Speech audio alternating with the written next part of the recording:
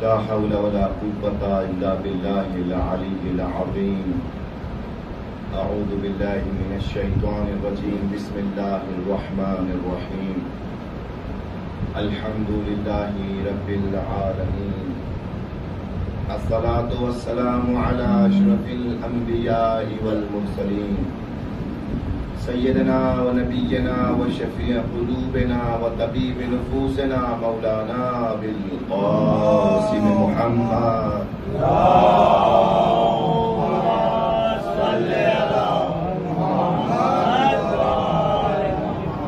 وعلى أهل بيته الطيبين الطاهرين المعصومين المظلومين ولعنة الله على أعدائهم أجمعين من يوم عداوتهم إلى قيام يوم الدين. أما بعد، قال رسول الله صلى الله عليه وآله وسلم: إن الحسين مصباح الهدى وسفينة النجاة. صلوات پڑھتے محمد.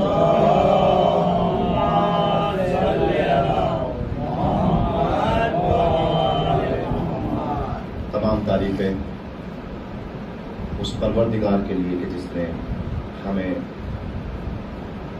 پیدا کیا اور اپنی ان تمام نعمتوں کو ہمارے لیے رکھا کہ جس کی ہمیں بہت ضرورت تھی، اور زندگی میں اتنی نعمتیں ہمیں خداوند عالم نے عطا کی کہ جنہیں شمار نہیں کیا جا سکتا، تو ہر نعمت کا شکر کہاں ادا کیا جائے گا. شمار کرنا خود قرآن مجید کے الفاظ ہیں کہ تم اگر میری نعمت کو شمار کرنا چاہو فلا تحصوها، تو تم گن نہیں سکتے کہ میں نے تمہیں کتنی نعمتیں دی. انسان روز اول سے جس دن اس دنیا میں آتا ہے اس دن سے کتنی کروڑوں بے شمار نعمتوں کو استعمال کرتا ہے. کیوں؟ آپ اپنے پاس سے بغیر کسی مطلب کے 100 روپے کسی کو دینے کے لیے تیار نہیں ہوتے. کوئی مقصد ہو، کوئی مطلب ہو، کوئی ہدف ہو، تب آپ کسی کو 100 روپے بھی دیں گے تو کسی مقصد کے تحت دیں گے، یا کسی سے کوئی چیز خرید رہے ہیں یا کوئی اور کام کسی سے کرا رہے ہیں تو آپ 100 روپے دیں گے. لیکن اس نے بغیر مطلب کے اتنی نعمتیں ہم پر نشاور کر دی.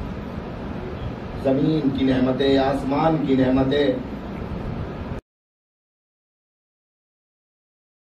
حل کرنے کی نعمتیں، ہر نعمت اس نے ہمیں دی جس کی ہمیں اشد ضرورت تھی، مگر کبھی بھی اس نے احسان نہیں جتایا کہ میں نے تجھے اتنی نعمتیں عطا کی. جانتے ہیں عزیزان محترم، پروردگار عالم نے دنیا میں 4 قسم کی مخلوقات کو پیدا کیا ہے. پہلی مخلوقات کا نام ہے جمادات. اسے پروردگار عالم نے جب پیدا کیا، جمادات یعنی پتھر، مٹی، یہ جمادات ہیں، اس کو پیدا کیا تو پروردگار نے اسے فقط شکل و صورت دی، اس کے علاوہ کچھ نہیں دیا. ایک شکل ہے پتھر کی اور ایک وزن ہے اس کے اندر، اس کے علاوہ پتھر میں کچھ نہیں. تو ایک نعمت، ایک مخلوق، سب سے پہلی مخلوق کیا تھی؟ پتھر، کہ جسے اللہ نے پیدا کیا اس کو فقط شکل دی ہے، اس کے علاوہ کچھ نہیں. نہ وہ اپنی جگہ سے حرکت کر سکتا ہے، نہ اس پتھر کے اندر کمال تک پہنچنے کی کیفیت پائی جاتی ہے کہ آج پتھر چھوٹا ہے، آپ 10 سال بعد دیکھیں گے تو پتھر آپ کو بڑا ملے گا؟ نہیں ملے گا. اس کے اندر کوئی کمال نہیں ہے. 10 سال بعد بھی وہ اتنا ہی ملے گا، اتنا ہی وزن ہوگا، اتنا ہی کیفیت ہوگی اس کی. تو یہ ہے ایک مخلوق پتھر. اس سے اوپر کی ایک کیٹیگری کی مخلوق پھر پیدا کی اللہ نے، وہ تھی نباتات. اس میں پچھلی مخلوق کے مقابل میں ایک چیز اور ایک نعمت اضافی رکھی. وہ کیا تھا؟ کہ پچھلی نعمت جو تھی وہ فقط شکل و صورت تھی، رکھوں گا، رشد بھی رکھوں گا. یہ ہے نباتات، پیڑ پودے. پیڑ پودے میں کیا ہے؟ ایک شکل و صورت بھی ہے، لیکن اب ان میں رشد بھی ہوگا، کمال بھی ہوگا. کل کو جو پودا تھا وہ آج درخت بنے گا. تو اس میں ایک نعمت اضافی ہے پہلے نہیں تھی، جمادات میں نہیں تھی، اس میں ہے کمال تک پہنچنے کی نعمت، آگے بڑھنے کی نعمت، مگر اس میں بھی بہت ساری حدود تھی، بہت ساری چیزیں اس کے اندر بھی نہیں تھی۔ ایک پیڑ ایک پودا اپنی جگہ سے حرکت نہیں کر سکتا، آگے پیچھے نہیں ہو سکتا، تو اللہ نے اس سے آگے کی ایک اور کیٹیگری کی مخلوق پیدا کی، وہ تھی حیوان۔ حیوان کو جب پیدا کیا تو کہا کہ تمہیں پتھروں کی طرح شکل و صورت تو دوں گا، جمادات کی طرح، اور نباتات کی طرح تمہیں آگے بڑھنے کی اور ترقی کرنے کی صلاحیت بھی دوں گا، اس کے علاوہ ایک اور صلاحیت حیوانات کو دوں گا۔ وہ کیا؟ کہ یہ اپنی مرضی سے جہاں چاہے جا سکتے ہیں، جو چیز کھائیں کھا سکتے ہیں۔ ان کے اندر ایک صلاحیت ایکسٹرا باقی دو مخلوقات سے رکھی، تو یہ ہو گئی تین کیٹیگری، جمادات، نباتات، حیوانات، اور پھر چوتھی کیٹیگری میں اللہ نے سب سے اشرف مخلوق کو پیدا کیا، انسان کی صورت۔ کیا انسان کے پاس ایسی اشرف چیز تھی تو جو باقی شکل و صورت انسان کو دی، پہلی مخلوق کو جمادات کو دی تھی، آگے بڑھنے کی ترقی کرنے کی طاقت انسان کو دی جو نباتات کو ملی تھی، حرکت کرنے کی ادھر ادھر جانے کی شکتی طاقت انسان کو ملی جو حیوانات میں تھی۔ مگر ایک ایسی چیز کی ضرورت تھی انسان کو کہ جو چیز انسان کے پاس ہو اور وہ انسان باقی تین مخلوقات سے افضل ہو جائے، تو پروردگار عالم نے ایسی کون سی چیز انسان کے اندر رکھی کہ جو باقی تین مخلوقات میں نہیں تھی۔ انسان کو پروردگار عالم نے آواز دی کہ اے انسان، تیرے پاس وہ چیز کہ جس چیز کی وجہ سے تو باقی تین مخلوقات سے افضل ہے، وہ چیز عقل ہے۔ اب جتنا انسان دنیا میں عقل کا استعمال کرتا چلا جاتا ہے، اتنا انسانیت کی اونچائی پر پہنچتا چلا جاتا ہے، اور جتنا بے عقلی کا ملتا چلا جاتا ہے۔ جو ممتاز بناتی ہے انسان کو وہ ہے عقل، یہ رکھی ہے ہمارے اندر سوچنے اور سمجھنے کی صلاحیت۔ اور پھر اس کے بعد میں کیا کہا پروردگار عالم نے؟ چار کیٹیگری دیکھی ہے، جمادات، نباتات، حیوانات، انسان۔ پتھر، مٹی، پیڑ پودے، جانور، پرندے، اور پھر انسان، چار کیٹیگری ہیں۔ مگر ایک تو عقل کی وجہ سے انسان اشرف المخلوقات ہے، ایک دوسری وجہ سے کیا کہ باقی جو تین کیٹیگری پیدا کی ہے اللہ نے، ان کا کوئی اپنا مقصد، اپنا کوئی ہدف، اپنا کوئی ٹارگٹ نہیں رکھا۔ کوئی ہے ٹارگٹ کسی چیز کا؟ آپ پتھر کا ٹارگٹ دیکھیں کہ ہم نے پتھر کو پیدا کیا اور اللہ نے پتھر سے کہا کہ اے پتھر، تجھے میں نے پیدا کیا، دنیا میں اچھے کام کرے گا تو تجھے جنت کا پتھر بنا دوں گا، تجھے جنت ملے گی، اور برے کام کرے گا تو تجھے جہنم میں ڈال دوں گا۔ کہا پتھر کو؟ نہیں کہا۔ نباتات کو کہا، پیڑ پودوں کو کہا کہ اگر اچھے کام کرو گے، پیڑ کو کہا کہ اے پیڑ، اگر تو اچھا کام کرے گا تو تجھے جنت کا درخت بناؤں گا، کہا پیڑ کو؟ نہیں کہا۔ پھولوں کو کہا کہ تم اگر اچھے کام کرو گے دنیا میں پھولو تو تمہیں میں جنت کے باغوں میں سجاؤں، نہیں کہا۔ جانوروں کو کہا، مچھلیوں کو کہا اے مچھلی میں تیرنا نصیب ہوگا، کہا مچھلیوں کو؟ نہیں کہا۔ بکروں کو کہا کہ اگر دنیا میں تم اچھے کام کرو گے تو بکرے اللہ جنت کے باغوں میں بکروں کو چرنے کا موقع دے گا، کہا کسی چیز کو؟ نہیں۔ باقی تین کیٹیگری سے اللہ نے کچھ بھی نہیں چاہا، نہ پہلی کیٹیگری سے چاہا، نہ دوسری کیٹیگری سے چاہا، نہ تیسری، نہ پتھروں سے چاہا کہ کچھ اچھا کرو، نہ پیڑ پودوں سے چاہا کچھ اچھا کرو، نہ حیوانوں سے چاہا کچھ اچھا کرو۔ اگر چاہا تو انسانوں سے چاہا کہ کچھ اچھا کرو، ہم سے چاہا کچھ اچھا کرو۔ کیوں چاہا پروردگار؟ باقی تین سے کیوں نہیں چاہا؟ ہم سے کیوں چاہا؟ پھر باقی تین کو پیدا کیوں کیا پروردگار؟ پتھر کو کیوں بنایا؟ پیڑوں پودوں کو کیوں بنایا؟ حیوانات کو کیوں بنایا؟ باقی تین کو پیدا کیوں کیا؟ تو بھی تیرے علاوہ مخلوقات پیدا ہوئی ہیں، وہ میں نے تیرے لیے پیدا کی ہیں۔ پتھر تیرے لیے، درخت تیرے لیے، حیوان تیرے لیے، سورج تیرے لیے، چاند تیرے لیے، ستارے تیرے لیے، سمندر تیرے لیے، دریا تیرے لیے، کشتیاں تیرے لیے، ساری مخلوقات تیرے لیے، سبزیاں تیرے لیے، میوے تیرے لیے، تو مجھے کس کے لیے پیدا کیا؟ تو اللہ جواب دے گا دنیا کی ساری مخلوقات تیرے لیے پیدا کی اور تجھے میں نے اپنے لیے پیدا کیا، تو میرا ہے۔ ان مخلوقات کے چکر میں اپنی زندگی میں خود کو مجھ سے دور نہ کریو۔ اللہ مخلوقات ہیں سب ہمارے لیے، اور ہم کس کے لیے؟ آیت پڑھی ہے آپ کو، آیت جسے کل بھی آپ نے پڑھا تھا ہر نماز کے بعد، انا للہ و انا الیہ راجعون۔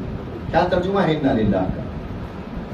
انا للہ، ہم اللہ کے لیے ہیں، اللہ کے لیے ہیں ہم، وَإِنَّا إِلَيْهِ رَاجِعُونَ، اور ہمیں اسی کی بارگاہ میں پلٹ کے جانا ہے۔ ہم کس کے لیے پیدا کیے گئے؟ اللہ کے لیے پیدا کیے گئے۔ اب کائنات میں وہ انسان اتنا زیادہ بلند ہوتا چلا جائے گا جتنا زیادہ اللہ کے لیے زندگی گزارتا چلا جائے گا، اتنا زیادہ بلند۔ اللہ کے لیے ہمیں پیدا کیا گیا، اور باقی تمام مخلوقات کو ہمارے لیے پیدا کیا گیا۔ لیکن کمال دیکھیں عزیزو، یہاں سے کمال اہل بیت کی طرف میں آپ کو لے کے آنا چاہتا ہوں، کمال امامت کی طرف آپ کو لے کے آنا چاہتا ہوں۔ دنیا میں پتھر کو پیدا کیا گیا، پتھر کا کوئی اپنا کمال ہے؟ نہیں ہے۔ کوئی اپنا وقار ہے؟ نہیں ہے۔ کوئی پتھر کی اپنی عزت ہے؟ نہیں ہے۔ کوئی پتھر کی عزت نہیں ہے۔ آپ سڑک سے پتھر کو جا کے چوم سکتے ہیں؟ نہیں چوم سکتے۔ پتھر کا سڑک پہ جا رہے ہیں، کوئی اپنا پتھر کا احترام ہے؟ نہیں ہے۔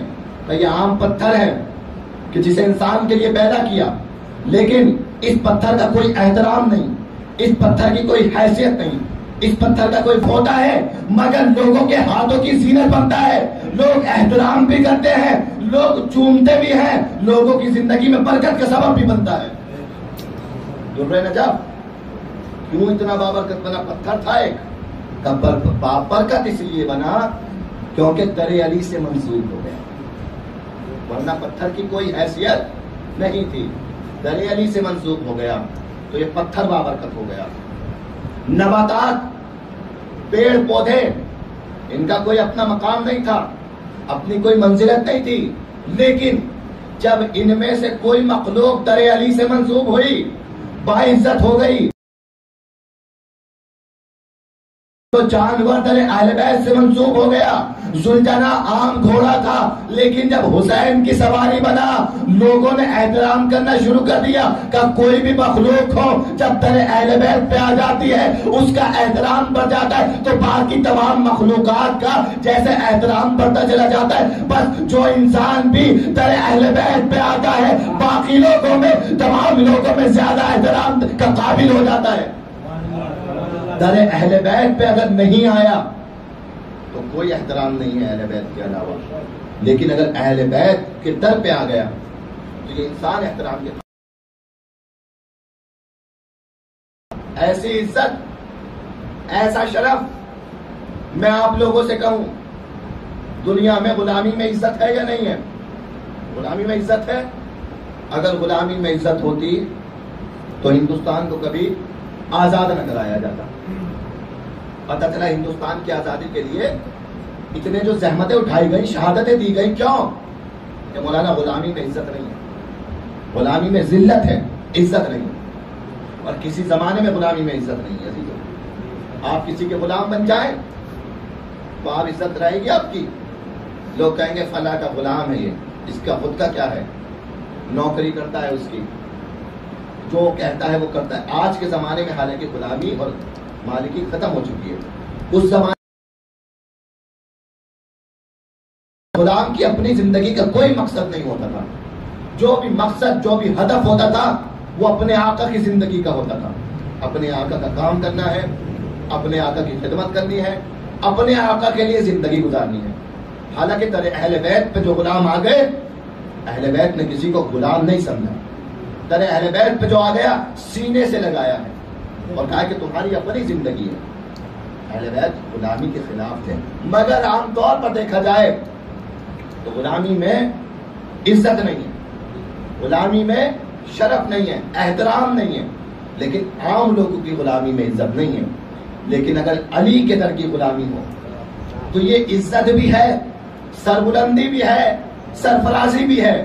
انسان اگر کسی کا بھی غلام ہو، بازار میں جا کے کھڑا ہو کے نہیں کہہ سکتا میں فلاں کا غلام ہوں، لیکن اگر علی کا غلام بن جائے، حسین کا غلام بن جائے، ساری دنیا میں سر اٹھا کے کہہ سکتا ہے میں کسی عام انسان کا غلام نہیں ہوں، میں علی ابن ابی طالب کا غلام ہوں۔ اس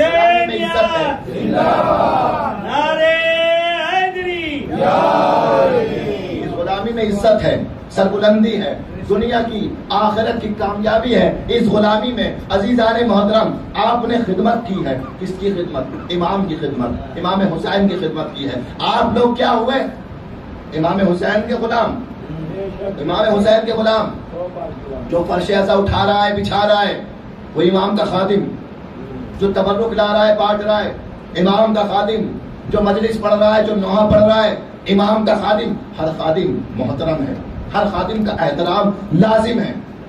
جو فرش ایسا سجا رہا ہے، جو خانے سجا رہا ہے، وہ امام کا خادم۔ جو تعزیہ بنا رہا ہے، وہ امام کا خادم۔ جو پرچم اٹھا رہا ہے، وہ امام کا خادم۔ ہم ہر سال امام کی خدمت کرتے ہیں، ہر سال امام کی خدمت کرتے ہیں۔ عزیزوں، چھٹے امام حضرت امام جعفر صادق علیہ السلام،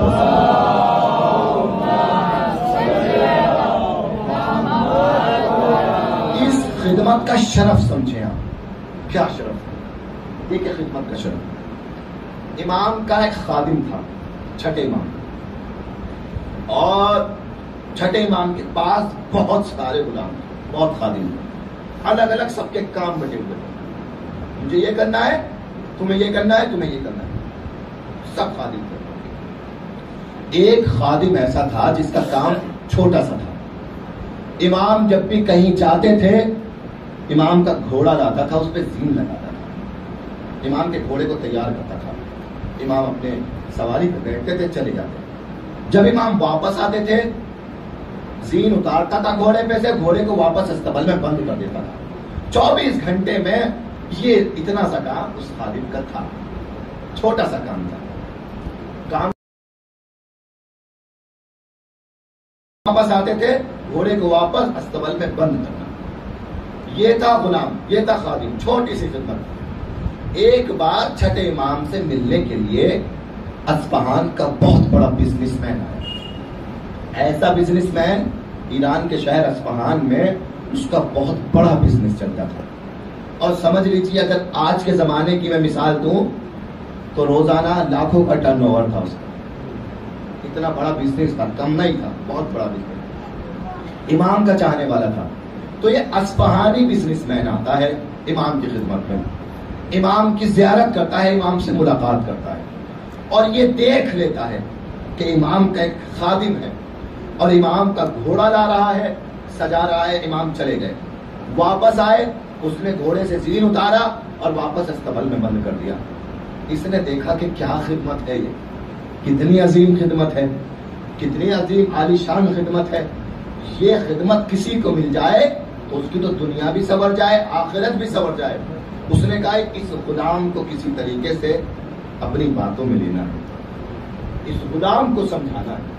دیکھیے بعض موقعوں پر عزیزوں ہمیں یہ دنیا اپنی طرف کھینچتی ہے، مگر اس دنیا کے لالچ کو دیکھتے ہوئے کبھی دنیا کی طرف نہ جائیں، دنیا کی طرف نہ جائیں۔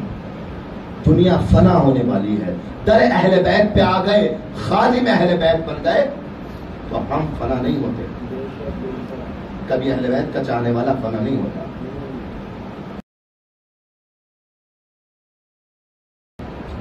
کیا کام ہے؟ کہا میں اصفہان کا بہت بڑا تاجر بزنس مین ہوں، لاکھوں کا میرا روزانہ کا ٹرن اوور ہے، بہت بڑا بزنس ہے، اور مجھے تیری یہ خدمت بہت پسند آئی، اور اتنی پسند آئی کہ میں تجھ سے ایک سودا کرنا چاہتا ہوں، ایک بزنس کرنا چاہتا ہوں، ایک ڈیل کرنا چاہتا ہوں۔ کہا کہ کون سی ڈیل کرنا چاہتے ہیں؟ کہا ڈیل یہ ہے، بہت تیرے لیے فائدے کا سودا ہے، فائدے کا سودا ہے۔ کہا ڈیل کیا ہے؟ کہا جو میرا کام ہے وہ تیرے حوالے، اور جو تیرا کام ہے وہ میرے حوالے. چھوٹی سی ڈیل ہے, کتنا بڑا فائدے کا سودا ہے عزیزوں. وہ غلام راتوں رات بادشاہ بن جائے, اتنا بڑا فائدے کا سودا ہے. مگر کبھی بھی فائدہ ظاہری فائدہ مت دیکھنا, یہ دیکھیے کہ اس ظاہری فائدے کے پیچھے میرے لیے بھلائی ہے یا نہیں ہے. ظاہری میں دیکھو تو ہو سکتا ہے کروڑوں آپ کو مل رہے ہو, حقیقت میں دیکھو تو ان کی کروڑوں کی بھی کوئی اوقات نہ ہو. یہی تو تھا عزیزان محترم. ظاہری فائدہ نہ دیکھیں, دیکھیں حقیقت کیا ہے, یہ میرے کس کام کی ہے چیز, میں کر کیا رہا ہوں.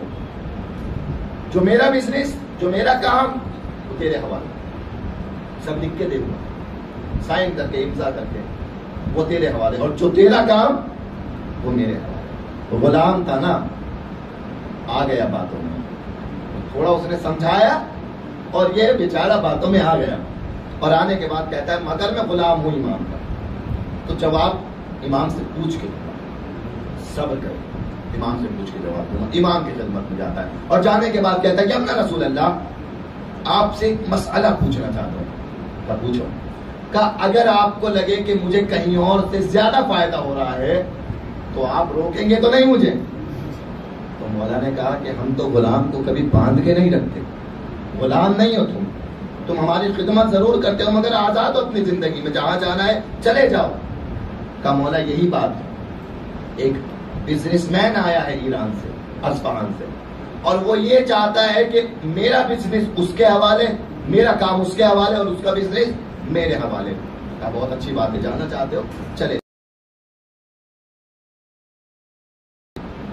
جانے لگا, دروازے تک پہنچا تھا, امام نے آواز دی اے میرے جانے والے ذرا چند لمحوں کے لیے ٹھہر جاؤ. کہ اپنے رسول اللہ فرمائیے کیا کہنا چاہتے ہیں. کہا میں تمہیں اتنے سال میری خدمتیں جو کی ہیں اس کا ایک انعام دینا چاہتا ہوں, ہدیہ دینا چاہتا ہوں. کہا بالکل مولا, آپ کی طرف سے جو ہدیہ ہوگا وہ میری زندگی کے لیے سب سے قیمتی تحفہ ہوگا. ٹھیک ہے دیجیے. کیا ہدیہ ہے؟ کوئی اشرفی, کوئی سونا چاندی جواہرات, کوئی سواری کا نہیں. ہدیے میں تمہیں اپنے جد رسول اللہ کی ایک حدیث سنانا چاہتا ہوں. یہ میری طرف سے ہدیہ ہے. کبھی بھی ہدیہ ضروری نہیں ہے کہ پیسہ ہی ہو, سونا چاندی بھی ہو. امام بتانا چاہ رہے ہیں کہ ہماری زبان سے نکلی ہوئی حدیث بھی تمہارے لیے تحفہ ہے. تحفہ ہے, بہت قیمتی تحفہ ہے. تو وہ تحفہ جو غلام کو دیا تھا امام نے, وہ تحفہ میں آپ تک پہنچا رہا ہوں. ایک تحفہ لیتے جاؤ, ایک انعام لیتے جاؤ. کہا کیا انعام ہے مولا؟ آمادہ ہوں. کہا حدیث. کہا سنائیے. کہا محشر, قیامت کا میدان ہوگا. قیامت کے میدان میں ہر طرف افراتفری مچی ہوگی. سب کو اپنے اپنے اعمال کی فکر ہوگی, کوئی کسی کے کام نہیں آ رہا ہوگا, ہر کوئی ایک دوسرے کو دیکھ کے بھاگ رہا ہوگا. جہاں بے چینی کا, بے قراری کا عالم ہوگا, وہاں پر اطمینان. نانا رسول اللہ کے قدم بڑھیں گے, میرے نانا جنت کی طرف جا رہے ہوں گے. میرے نانا کے ہاتھوں میں میرے دادا علی کا ہاتھ ہوگا, دادا علی کے ہاتھوں میں میرے دادا حسن کا ہاتھ ہوگا, دادا حسن کے ہاتھوں میں میرے دادا حسین کا ہاتھ ہوگا, ان کے ہاتھوں میں میرے دادا زین العابدین کا ہاتھ ہوگا, ان کے ہاتھوں میں میرے بابا محمد باقر کا ہاتھ ہوگا, ان کے ہاتھوں میں صلوات پڑھے محمد والے,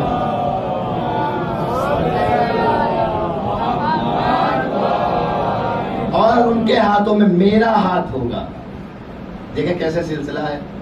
ایک امام کے ہاتھ میں دوسرے امام کا ہاتھ, دوسرے امام کے ہاتھ میں تیسرے امام کا ہاتھ, تیسرے امام کے ہاتھ میں چوتھے امام کا ہاتھ. امام چاہتے تو آگے سلسلہ بڑھا سکتے تھے, لیکن ظاہری طور پر جو غلام تھا اس نے فقط چھٹے امام تک کو دیکھا تھا, لہٰذا اس سے آگے نہیں بڑھایا. کہا میرے بابا کے ہاتھ میں میرا ہاتھ ہوگا, میرے ہاتھ میں میرے چاہنے والوں کے ہاتھ ہوں گے. توجہ دیجیے, میرے چاہنے والوں کے ہاتھ ہوں گے, میرے چاہنے والوں کے ہاتھ میں ان کے چاہنے والوں کے ہاتھ ہوں گے. میرے ہاتھ میں میرے چاہنے والوں کے ہاتھ ہوں گے, میرے چاہنے والوں کے ہاتھ میں ان کے چاہنے والوں کے ہاتھ ہوں گے, اور ہم اکٹھا اسی طریقے سے جنت میں داخل ہو جائیں گے.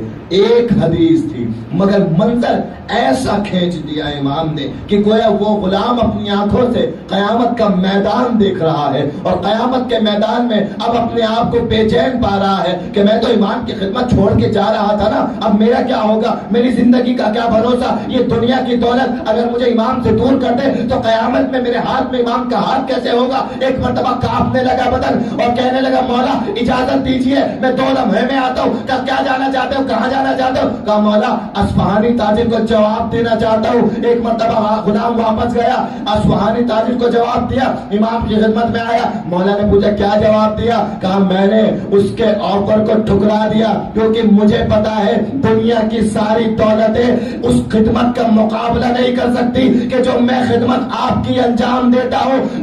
کیونکہ دنیا کی جو آپ کے خادم ہے دنیا میں بھی آپ کے ساتھ رہے گا, قیامت میں بھی آپ کے ساتھ رہے گا.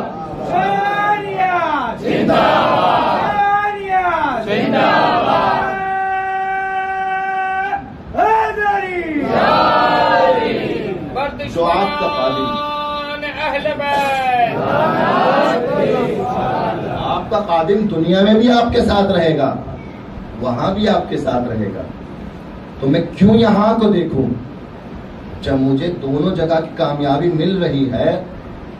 جواب دے دو کہ مجھے تیرا آفر منظور نہیں ہے. ایک حدیث نے ایسا اثر ڈالا. بعض موقعوں پر ہوتا ہے, ہم ہو سکتا ہے ہزاروں حدیثیں سنیں, لیکن کبھی کبھی خود اگر امام اپنی زبان سے ایک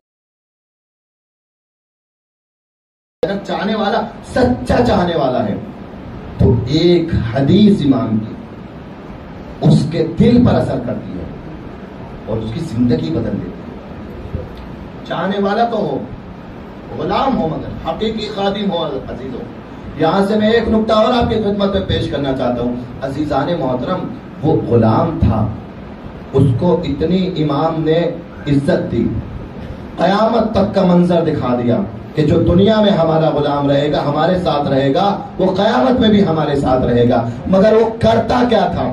چھوٹا سا تو کام کرتا تھا نا, گھوڑے کو سجاتا تھا, گھوڑے کو تیار کرتا تھا, واپس لا کے استبل میں بند کرتا تھا, اس کے علاوہ تو کوئی کام نہیں کرتا تھا. تو جو غلام فقط ایک معمولی سا کام, ایک چھوٹا سا کام بھی امام کے لیے انجام دے, وہ امام کی نظر میں صاحب مقام, صاحب احترام بن جاتا ہے, وہ امام کی نظر میں محترم ہو جاتا ہے, دنیا والوں کی نظر میں محترم ہو جاتا ہے. تو جو چھوٹا سا کام انجام دے اس کو امام اتنی عزت دے رہے ہیں. تو جو امام حسین کے لیے فرش عزا بچھائے, ہر سال علم مبارک اٹھائے, ہر سال جلوس نکالے, ہر سال عزاداری برپا کرے, تو سوچئے جو ایک غلام کو اتنی عزت دیتے ہیں وہ اپنے ان غلاموں کو کتنی عزت دیتے ہوں گے.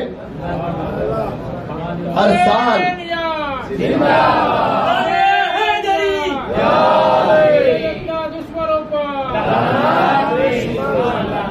اس غلامی میں کیسی بادشاہی ہے وہ سمجھ نہیں سکتے.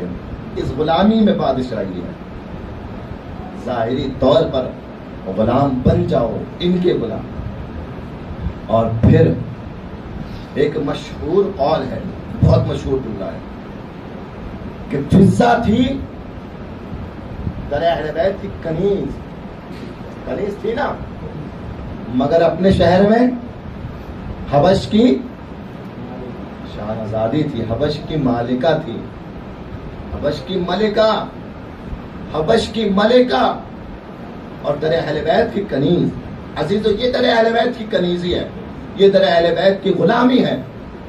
آپ ظاہری طور پر اہل بیت کے غلام ہو مگر حقیقی طور پر آپ کا رتبہ دنیا کے کسی بادشاہ سے کم نہیں. یہ ہے حقیقی غلامی. ایک چاہتا ہے پہلے آپ غلام کے لفظ کے معنی کو اگر سمجھ جائیں تو یہ غلامی کا حق ادا ہو جائے گا. غلام کے لفظ کے معنی کو سمجھ جائیں. غلام کسے کہتے تھے؟ جناب بلال غلام تھے. کس کے غلام تھے؟ یہ غلام تھے ابو سفیان کے, اور بہت ظلم و تشدد ان پہ ہوتا تھا. رسول نے انہیں آزاد کرایا, خریدا, اور خریدنے کے بعد میں اس کے بعد آزاد کرنے کے بعد پھر اپنی خدمت میں رکھا، اپنی خدمت میں رکھا. اور خدمت میں جب رہے ہیں، اس زمانے کا دستور یہ تھا کہ اگر کوئی غلام خرید کے لاتا تھا تو پھر زندگی بھر غلام اپنے آقا کی خدمت کرتا تھا. ایسا نہیں ہے کہ وہ اس کی مرضی اگر ہے وہ سفر پہ جانا چاہتا ہے تو سفر پہ چلا جائے، اس کی مرضی ہے وہ مرغا کھانا چاہتا ہے تو کھا لے، کچھ نہیں ہے مرضی. غلام غلام ہے، مالک جو دے گا وہ کھانا پڑے گا. ایک غلام خرید کے لایا ایک انسان پرانے زمانے میں، اور بڑا انسان، وہ محترم انسان تھا، مگر زمانہ جو تھا، زمانے کے کچھ فرہنگ کلچر ہوتے ہیں، جیسے کلچر ہوتے ہیں ویسے ہی زمانے کا مزاج بن جاتا ہے. اب وہ خرید کے لایا غلام. اب جب غلام خرید کے لایا اپنے گھر میں، اب یہی تھا کہ اب کوئی وائف کپڑے دھو رہی ہے تو اب وہ کام غلام کرے گا، کپڑے غلام دھوگا، برتن غلام دھوئے گا، گھر کی صفائی غلام کرے گا، سارے کام غلام کرے گا. یہ خادم ہے اس کا. پہلے جو غلام ہوتے تھے میں ان کی کیفیت بتا رہا ہوں. ایک آدمی غلام خرید کے لایا اور لانے کے بعد میں اس کو بٹھا کے، اب نیا نیا غلام خریدا تھا اس نے. ایک بہت خوبصورت بات آپ تک پہنچانا چاہتا ہوں، پورے اشرے کا نچوڑ ہے یہ. اگر پہنچ گئی میری بات تو کامیاب ہے اشرا. غلام خرید کے لایا، کہا میں تجھ سے کچھ بات کرنا چاہتا ہوں. مالک نے کہا فرمائیے آقا کیا بات ہے؟ کہا میں نے تجھے خریدا ہے. کہا مجھے یہ بتا دے کہ تجھے کیا کیا کھانا پسند ہے، تیرے لیے گھر میں کیا کیا بنوایا کرو. غلام نے ایک مالک کے چہرے کو دیکھا، کہا کیسی عجیب بات کر رہے ہیں آقا. کہا کیا ہوا؟ تو بتا تجھے کیا کھانا پسند ہے، تجھے کیا کھلاؤں؟ کہا میں غلام ہوں، جو آپ کھلائیں گے وہ کھاؤں گا، میری پسند کچھ نہیں ہے. جو آپ کو پسند ہے وہ مجھے پسند ہے، جو آپ کھلائیں گے وہ کھا لوں گا، خدا کا شکر کروں گا. کہا ٹھیک ہے، کھانے میں کوئی مانگ نہیں. کہا نہیں، میری تو اپنی کوئی مرضی نہیں ہے، میں تو غلام ہوں آپ کا. کہا اچھا یہ بتا رہے گا کہاں، بستر کہاں لگواؤں، گھر میں کوئی کمرہ خالی کراؤں وہاں رہے گا یا کچن میں رہے گا، کہاں رہے گا، کہاں سونا چاہے گا، کہاں رات گزارے گا، تیرے لیے کون سے کمرے میں انتظام کیا جائے. دوبارہ اس نے مالک کے چہرے کو دیکھا، کہا مالک لگتا ہے آپ نے آج تک کوئی غلام نہیں خریدا. کہا کیا بات ہو گئی؟ کہا میں غلام ہوں، مجھ سے پوچھا تھوڑی جائے گا کہ کہاں رہو گے. آپ کہہ دیں گے کہ گھر کے باہر چوکھٹ پہ سوئے گا تو چوکھٹ پہ سونا پڑے گا، آپ کہہ دیں گے صوفے پہ سوئے گا تو صوفے پہ سونا پڑے گا. غلام کی زندگی یہی زندگی ہے، میری کیا زندگی. ایک مرتبہ تیسرا سوال کیا، یہ بتا کپڑے کیسے پہنے گا، کیسے کپڑے تیرے لیے خریدوں، کیسے کپڑے تیرے لیے سلواؤں. اس نے دیکھا کہ واقعی جب اگر کوئی پہلی بار کسی چیز میں غلام خریدنے کا تجربہ نہیں ہے، آپ ایسے سوال کر رہے ہیں غلاموں سے کیے ہی نہیں جاتے ہیں. آپ جو کھلائیں گے کھانا پڑے گا، آپ جہاں رکھیں گے رہنا پڑے گا، آپ جو لباس دیں گے پہننا پڑے گا. غلامی اسی کو کہتے ہیں. علی کا چاہنے والا تھا، آنکھوں میں آنسو آ گئے. کہا آقا رو کیوں رہے ہیں؟ کہا اگر تم میرا غلام ہے اور تیری یہ فکر ہے، میں اس بات پہ رو رہا ہوں میں علی کا غلام ہوں، میری یہ فکر کیوں نہیں ہے؟ میں علی کا غلام ہوں. اس کا مطلب کیا ہے؟ کہ اب اپنی مرضی نہیں ہے تمہاری، جو علی کو پسند ہے وہی کرنا پڑے گا، جو علی کو اچھا لگتا ہے وہی کرنا پڑے گا. غلامی کا مطلب یہی ہوتا ہے، جو علی کہہ دے، جو علی کو پسند آ جائے وہ کرو، جو علی کو پسند نہ آ جائے اس نے اپنے آپ کو روک دو. اگر ایسے زندگی گزاری تو علی کے غلام کہلاؤ گے، حسین کے خادم کہلاؤ گے. ایک معمولی غلام نے سمجھا دیا علی کی غلامی کسے کہتے ہیں. جو انہیں پسند ہے، آقاؤں کو پسند ہے، وہی غلاموں کو پسند ہے. نہ اپنی کوئی مرضی، نہ اپنی کوئی اچھا، نہ اپنی کوئی آرزو. ہم کچھ اپنی مرضی سے نہیں کرتے، جو کرتے ہیں وہ اپنے وقت کے امام کی مرضی سے کرتے ہیں. اب ہم اپنا جائزہ لیں کہ ہم اپنی روزمرہ کی زندگی میں پردہ غیبت میں بیٹھے ہوئے امام کی کتنی مرضی کا خیال رکھتے ہیں. پھر میں اپنے آپ کا جائزہ لوں, اپنے آپ کا میں جائزہ لوں. آپ لوگ ماشاءاللہ سب بہتر ہیں, ہر کسی کو اپنے آپ کا جائزہ لینا کہ وہ جو امام پردہ غیبت میں بیٹھا ہوا ہے, ہم اب اس وقت اسی کی خدمت میں ہیں, اسی کے غلام ہیں.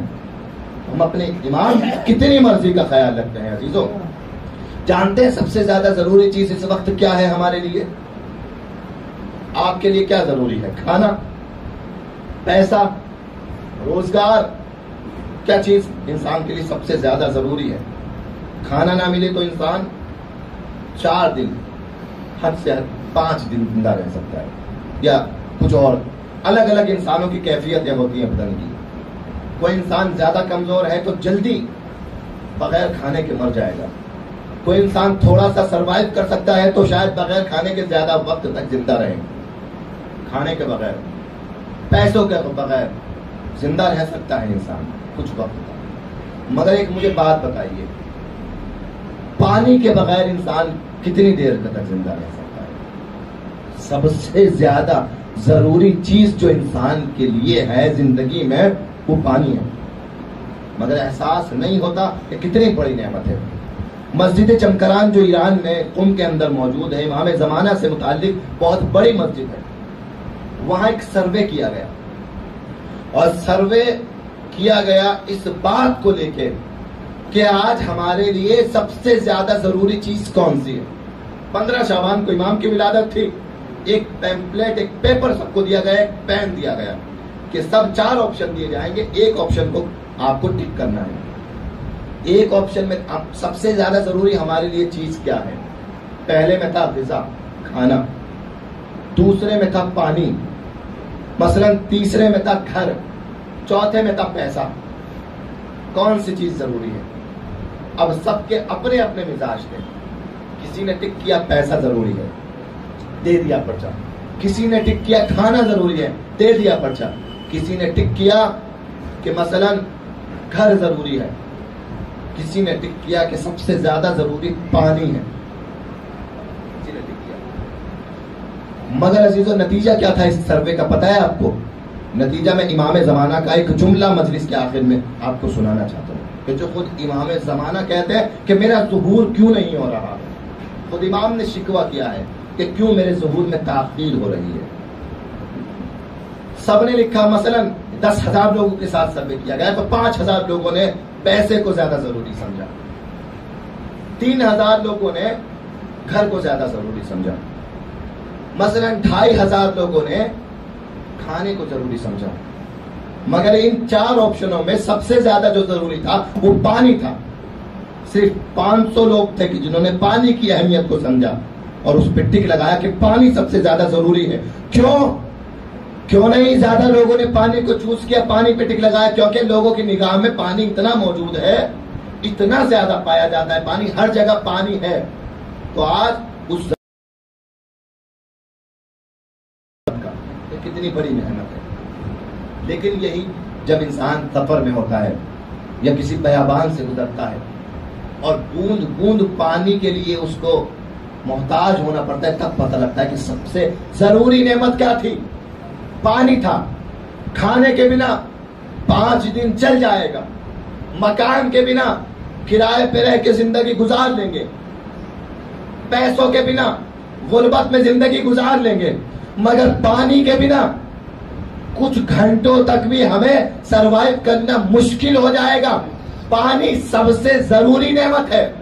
اب امام کا جملہ سنیے, اگر ہمارے چاہنے والوں کی نظر میں ہمارے پانی جتنی بھی ضرورت ان کو ہو, پانی کی ہے نا, اتنی بھی ضرورت اگر وہ ہماری محسوس کرتے تو ہمارا ظہور ہو جاتا. مگر جیسے ہمیں پانی کی اہمیت کا احساس نہیں ہے, ویسے ہی آج ہمیں امام کی اہمیت کا احساس نہیں کہ سب سے زیادہ بڑی کمی ہماری زندگی میں جو ہے وہ یہ ہے کہ امام ہمارے بیچ نہیں ہے, پردہ غیبت میں. سب سے بڑی کمی ہماری ہے کہ امام نہیں ہے. اور یہ کمی کب دور ہوگی؟ کہ جب امام ظہور کریں گے. کہ مولا ہمارے سامنے آپ ہوں، جب چاہے آپ کا دیدار کر سکیں، میرے وقت کے امام سامنے ہوں، جب چاہے ملاقات کر سکے، جب چاہے گفتگو کر سکے، مگر زندگی میں انسان مصروف ہو جاتا ہے اور امام کی کمی کا احساس نہیں ہوتا۔ احساس رہنا چاہیے عزیزو، ہر روز ہمارے دلوں میں یہ احساس رہے کہ ہماری زندگی میں کچھ تو کم ہے، کچھ تو کم ہے، اور یہی کمی کا جب ہمارے دل میں احساس ہوگا تو ہم تڑپ کے ظہور کے لیے دعا کریں گے کہ پروردگار ہماری زندگی بے رنگ ہے امام وقت کے بنا، ہمارے امام کے ظہور میں تعجیل فرما۔ اور پھر دعا کے ساتھ ساتھ انتظار کریں گے۔ اور انتظار کیسے ہوتا ہے عزیزو؟ انتظار ایسے ہوتا ہے کہ اپنے آپ کو امام کی خدمت کے، امام کی غلامی کے قابل بنا لے، ایسے کہ جب امام کا ظہور ہو تو امام کے ساتھ نظر آئیں۔ یہ مقصد ہماری زندگی کا ہو، اور ہم دیکھیں کہ امام کے سپاہیوں کی کیا صفتیں ہیں۔ امام نے پوری روایتیں ہیں، کوئی ایسی بات نہیں ہے کہ جو ہمیں معلوم نہ ہو یا ہم تک نہیں پہنچی ہو۔ پوری روایتیں موجود ہیں کہ جو امام کے چاہنے والے ہوں گے، امام کے لشکر میں ہوں گے، ان کے اندر یہ صفت ہونی چاہیے، یہ صفت ہونی چاہیے، یہ صفت ہونی چاہیے، یہ صفت ہونی چاہیے۔ وہ سب ہمارا مطالعہ اور ہمیں پڑھنا ہے امام کے بارے میں۔ سب سے زیادہ ضروری ہمارے لیے اس وقت میں جو چیز ہے وہ ہمارا وقت کا امام ہے۔ اور عزیزو، آپ کیا سمجھتے ہیں؟ ہم اگر بھولے ہوئے ہیں اپنے امام کو، ہمارا امام ہمیں بھولا ہوا ہے کیا؟ ہمارا امام ہمیں فراموش کرتا ہے؟ عزیزو، میرے امام کہتے ہیں کہ ایک ایک کے لیے ایک لے کے میں دعا کرتا ہوں، نام لے کے ایک ایک کا امام میں وقت ہمارے لیے دعا کرتے ہیں، اور نہ جانے کتنی بلائیں ایسی ہیں کہ جو امام کی دعاؤں سے ہم سے دور ہو جاتی ہیں۔ اور یہ تو دعا ہے، مدد بھی کرتے ہیں، ہماری مدد بھی کرتے ہیں، مگر ہمیں احساس نہیں ہوتا، محسوس نہیں ہوتا۔ روایت میں ہے، کچھ ظہور کی روایتیں سن لیجئے، تبرک ہے یہ بھی مجلس کا۔ روایت میں ہے کہ جب امام ظہور کریں گے نا، اور کچھ لوگ امام کے ظہور تک زندہ رہیں گے، تو وہ لوگ پتہ ہے کیا کہیں گے؟ وہ لوگ کہیں گے یہ امام زمانہ ہے، ان کو تو میں نے زندگی میں کتنی مرتبہ دیکھا ہے، فلاں جگہ بھی انہوں نے مجھ سے ملاقات کی تھی، فلاں جگہ بھی یہ مجھے ملے تھے، فلاں جگہ بھی یہ میری خدمت میں آئے تھے اور مجھے مدد کی تھی انہوں نے، فلاں جگہ بھٹک گیا تھا تو راستہ بتایا تھا انہوں نے۔ یعنی اتنے چہرے سے امام کے واقف ہوں گے کہ زندگی میں جیسے کئی مرتبہ امام کو دیکھا ہے انہوں نے۔ یہ روایت کے جملے ہیں، ہم امام سے واقف ہیں، بس وجوہات ہے کچھ کہ جب امام کو دیکھتے ہیں پہچان نہیں پاتے ہیں۔ زندگی میں مشکلات ہوتی ہے، امام سامنے سے آ کے مدد کرتے ہیں، یا خود کرتے ہیں یا کسی کے ذریعے مدد کرتے ہیں۔ امام وقت مدد کرتے ہیں، دعا کرتے ہیں۔ بیمار ہوتے ہیں نا ہم، امام کہتے ہیں میں اپنے چاہنے والی کی عیادت کو جاتا ہوں، عیادت کو جاتے ہیں۔ اور جب کوئی اتنے لوگ اس کے جنازے میں شریک ہوتے ہیں، ان میں خود وقت کے امام بھی ہوتے ہیں۔ یہ ہے امام جو ہمارے لیے اتنے دل سوز ہے، اتنے دل سوز ہے۔ اور یہی امام کربلا والوں پر 1400 سال سے آنسو بہا رہے ہیں۔ میں نے تو مجلس میں عرض کیا تھا آپ کی خدمت، آخری مجلس تھی، امام وقت کا ذکر ہو گیا، امام زمانہ کے ذکر سے ہی مجلس منور ہو گئی۔ آئیے ہم دعا کرتے ہیں کہ اے پروردگار، ہماری آنکھوں کا کیا فائدہ، دعائے ندبہ کی جملے ہے نا، ہماری آنکھوں کا کیا فائدہ، ہم دنیا کی ہر اچھی چیز کو دیکھیں مگر اپنے وقت کے امام کے چہرے کو نہ دیکھ سکیں۔ ہماری آنکھوں کا کیا فائدہ، ہمارے کانوں کا کیا فائدہ، ہم ہر آواز کو سنیں مگر اپنے وقت کے امام کی آواز کو نہ سن سکیں۔ یہاں بھی یقیناً ہمارے وقت کے امام موجود ہیں۔ ہم پروردگار سے دعا کرتے ہیں کہ پروردگار ہمیں ایسا بنا دے اس عزاداری کے صدقے پہ کہ ہم اپنے وقت کے امام کا دیدار کر سکیں۔ عزیزو، 1400 سال سے امام پردہ غیبت میں رو رہے ہیں. کس بات پہ رو رہے ہیں عزیزو؟ شہادت پہ رو رہے ہیں. کہاں شہادت پہ تو رو رہے ہیں، مگر امام کا غم وہی غم ہے کہ جو سید سجاد کا غم تھا. جب سید سجاد سے پوچھا گیا نا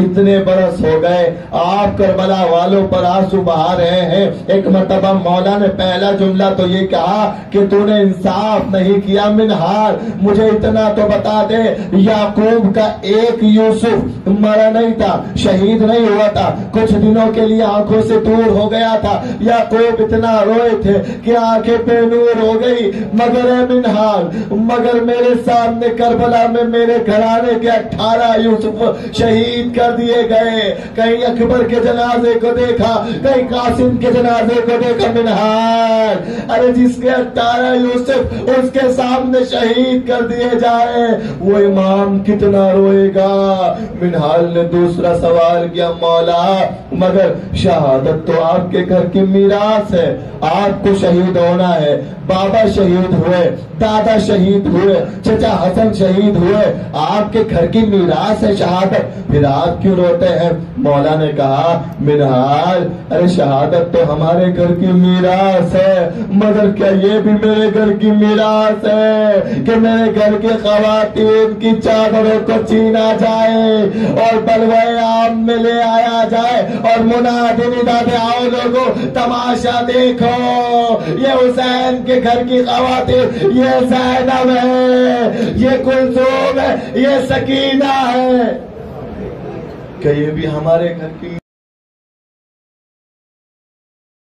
ایک سب سے بہتر سب سے بڑا ستم 11 محرم کو جانتے ہیں کیا ہوا؟ رسیاں لائی گئیں اور رسیاں لائی گئیں اور بیویوں کے ایک ایک بیوی کے ہاتھوں میں رسی کو باندھا گیا. سب کے لیے رسیاں لائی گئیں، مگر سید سجاد، آپ نے شام غریبہ کے مصائب میں سنا تھا سید سجاد کی کیفیت کیا تھی. غش میں پڑے تھے، خود جلتے ہوئے خیموں سے باہر آنے کی طاقت بھی نہیں تھی، مگر اسی سجاد کے لیے اب رسیاں نہیں آئی. سجاد پر ستم اور زیادہ تھا، ہاتھوں میں زنجیر، پاؤں میں بیڑیا، ارے گلے میں توق. اے بابا، ارے جو کل تک چلنے کی طاقت نہیں رکھتا تھا یہ کوفے کا سفر کیسے ہوگا؟ تمام بیویوں کو رسیوں سے باندھا گیا، مگر سکینہ کہتی ہے کہ تمام بیویوں کے ہاتھوں کو رسی میں باندھا گیا، میں سب سے چھوٹی تھی، میری گردن میں رسی باندھی گئی. ارے جب جب بھی بیویاں چلتی تھی سکینہ کا گلا گھٹتا تھا، اے پپی آہستہ، ارے میرا قد چھوٹا ہے، میرا گلا گھٹتا ہے. عزیزو، ایک اور ستم جو 11 محرم کو سب سے بڑا کیا گیا، وہ ستم کیا تھا؟ تصور کر لیجئے، آنسو بہا لیجئے. اہل بیت کی اسیری کا ذکر ہے، کہا گیا، حکم دیا گیا اہل بیت کے لٹے ہوئے قافلے کو وہاں سے گزارا جائے جہاں پر شہیدوں کے بے کفن لاشیں پڑے ہوئے ہیں. کہیں اور سے بھی گزارا جا سکتا تھا، مگر ایک اور درد دینا تھا اہل بیت کو، ایک اور ستم کرنا تھا اہل بیت پہ کہ وہیں سے گزارا جائے جہاں اہل بیت کے گھرانے کے بے کفن لاشیں ہیں. قافلہ وہاں سے گزرا، بیویوں نے لاشوں کو دیکھا، بے قراری بڑی، ایک ایک بیوی اونٹ سے اپنے آپ کو گراتی تھی. رباب 6 مہینے کے اصغر کے جنازے پہ آ گئی، فروا قاسم کے ٹکڑوں پہ آ گئی، لیلا علی اکبر کے جنازے پہ آ گئی. ماتم ہوا، ہائے میرا بچہ، ہائے میرے بچے کے لاشے کو پامال کر دیا گیا. ایک مرتبہ زینب کبریٰ نے دیکھا سید سجاد ہے کہ جس کی حالت متغیر ہو گئی، بس کچھ دیر اور زینب نہ جاتی تو شاید زین العابدین کی روح بدن سے نکل جاتی. ایک مرتبہ زینب گئی ہے، بازوؤں کو جھنجھوڑا، اے سجاد تم امام وقت ہو، کیا تم بھی ہمیں چھوڑ کے جانا چاہتے ہو؟ یہ کیفیت کیسے کیسی ہے؟ کہا پھپھی اماں کیا آپ نہیں دیکھ رہی ہے ان لوگوں نے اپنے اپنے نجس لوگوں کے جسموں کو دفن کر دیا، مگر فرزند رسول کا لاشا بے گور و کفن رہ گیا۔ وہ بیٹا جی کے کیا کرے جس کے باپ کا جنازہ کربلا کے میدان میں پڑا۔ زینب نے کہا سجاد ارے فکر نہ کرو، میں نے نانا سے سنا ہے یہاں میرے بھیا کا آئیں گے۔ ایک مرتبہ سجاد کو سمجھا دیا ہے، اور سجاد کو سمجھانے کے بعد میں زینب پھر اپنے بھیا سے ہم کلام ہوئی ہے، اپنے بھیا کے جنازے پہ زینب بیٹھ گئی۔ ایک مرتبہ زینب نے کہا انت اخی، کیا تو میرا بھائی ہے؟ میں پوچھوں گا زینب کو پوچھنے کی کیا ضرورت پڑی؟ کیا ظالموں نے حسین کے بدن کا وہ حال کر دیا تھا کہ حسین کے لاشے کو پہچانا نہ جا سکا، سر بھی نہیں تھا، کفن بھی نہیں تھا۔ عزیزوں اتنا ستم کیا گیا، حسین کا جنازہ تمام تیروں اور خنجروں میں چھپا ہوا تھا۔ ایک مرتبہ جیسے ہی زینب نے پوچھا کیا تو میرا بھائی ہے، پلٹ کے زینب سے تو بتا دے کیا تو ہی میری بہن ہے؟ کہ بھیا تو کیوں پوچھ رہا ہے؟ کہ کیونکہ آج تک جس کے کھلے ہوئے سر کو سورج نے نہیں دیکھا تھا، آج اس کی چادر چھین لی گئی۔ اے زینب خدا حافظ، میرے پیغام کو مدینے والوں تک پہنچا دینا۔ اے زینب مدینے والوں کو بتانا میرے بھیا کو پیاسا ذبح کیا گیا۔ اے زینب سیعلم الذین ظلموا انقلب ينقلبون انا للہ و انا الیہ راجعون۔ پروردگار ہماری اس زحمت کو، اس عبادت کو اپنی بارگاہ میں قبول فرما۔ جو آنکھیں حسین کے مومن مومنات جہاں جہاں بھی ان کی جان مال عزت آبرو کی حفاظت فرما۔ جو مریض ہیں ان کو صحت کاملہ و عاجلہ عطا فرما۔ خصوصاً کچھ لوگوں نے جو مریضوں کے لیے دعا کے لیے کہا ہے، پروردگار جس نے بھی کہا ہے، جو بھی مریض ہے اس کو صحت کاملہ و عاجلہ عطا فرما۔ جو مقروض ہیں ان کے قرض خزانے غیب سے ادا فرما۔ پروردگار جو واسطہ محمد والے محمد کا ہمیں سیرت اہل بیت پر، سیرت امام حسین پر زندگی گزارنے کی توفیق عطا فرما۔ پروردگار امام حسین کی محبت قدم بڑھتے ہیں، امام حسین کا ماتم کرتے ہیں، ہمیں کربلا کی خصوصاً 40 کے موقع پر کربلا معلیٰ کی زیارت سے فیض یاب فرما۔ ہمیں کربلا کا جلدی سے جلدی کربلا کا ہم سب کو ظاہر بنا۔ پروردگار سے واسطہ محمد والے محمد کا جہاں جہاں بھی مومن مومنات ہیں، شیعان حیدر کرار ہیں، چاہنے والے ہیں مولا کے، جس مصیبت جس پریشانی میں مبتلا ہیں ان کی ان پریشانیوں کو دور فرما۔ پروردگار سے واسطہ محمد والے محمد کا ہماری پہلی دعا، ہماری آخری دعا، ہماری حقیقی دعا یہی ہے، ہمارے وقت کے امام کے ظہور میں تعجیل فرما، ہمیں امام کے ناصروں میں شمار فرما۔ ربنا تقبل منا انک انت السمیع العلیم۔